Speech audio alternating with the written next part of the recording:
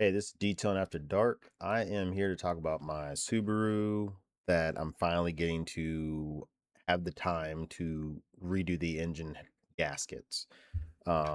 Any aluminum block and you have coolant failure, meaning it's going into the oil or it's going into the exhaust or you have smoke coming out of your tailpipe, that means your engine heads are warped just enough to cause free flow, allowing oil to go into the coolant or coolant to go into the oil, or coolant to go into the exhaust, meaning it's hitting into your pistons, sort of speech. So, this is what happens when you add head gasket sealant to it, which is, I don't recommend it at all. I think it's the worst thing since anything when you're doing that. Um, this is specifically what I'm talking about. Let me bring up the images here. So if you add in any of this stuff into your coolant, what's going to happen is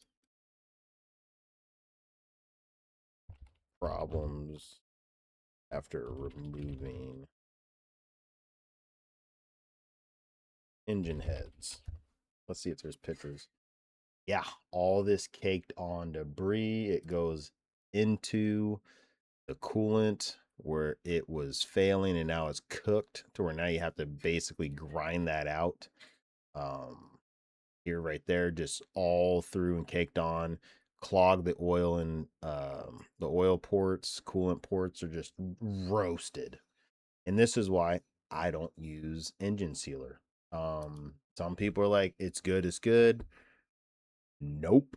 I'm sorry. I don't like it. It clogs your cooling systems. It'll clog your heater core, your water pump.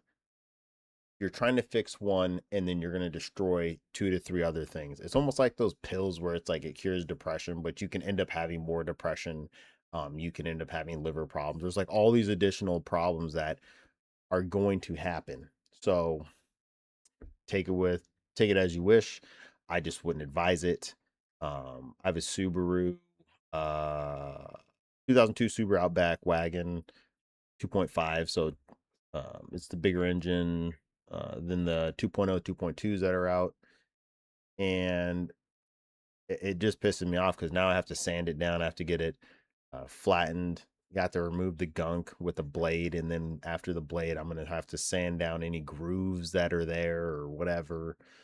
I'm going to start with 320, 400, and then finish with 600 to make sure it's flat. And use a oil marker. That way you can check, and then you have to make sure you have a feeler gauge. I recommend buying them. What's it called? Master called engine head tools. I know what it was. Engine head gauges or something like that. Gauge tools.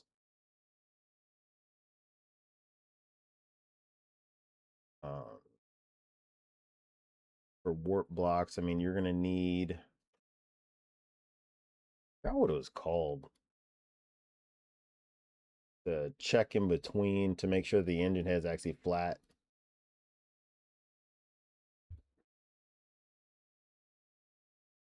I guess flat ruler might be the thing. Straight edge tool. And then you're also going to need Summer Racing has good stuff. They actually get here pretty fast to Alaska, so it's only going to be faster getting to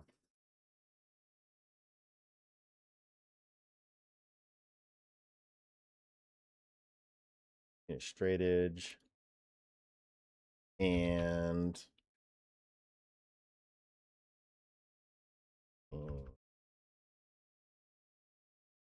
I don't know. It's called like a gauge feeler. Basically, you need to be between 0.05, 0.02 of a millimeter. Otherwise, your gasket will fail, not immediately, but within a very small window. Engine head.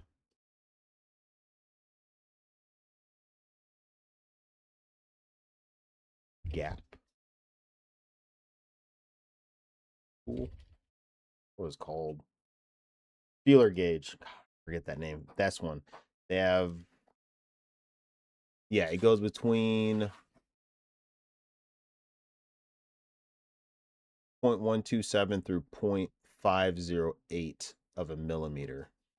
So it gets down there, and you want to get as low as you can because the more gap you have is the more problems you're going to see. So you need a what's going on here? You need the feeler gauge with the machine head tool, that thing, straight edge. If you don't have that, you're kind of praying to God that once you put your engine back together, that it's going to stay together and you don't have to reopen it. $60, I think it was like $10 to ship it. This thing you can get anywhere for like another 20. So you're talking $100 for a tool that'll make sure that you can put your engine back together and you're not going to start the engine and then your coolant doesn't explode all over the place. It is what it is. If you're gonna do it yourself, now if you're gonna go to a machinist, that all the problems are off your hands. They take it, they'll do the feeler gauge, they'll do the straight edge tool, they'll do everything, this, that, and the other.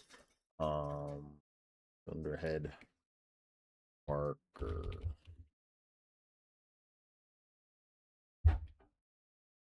Marking.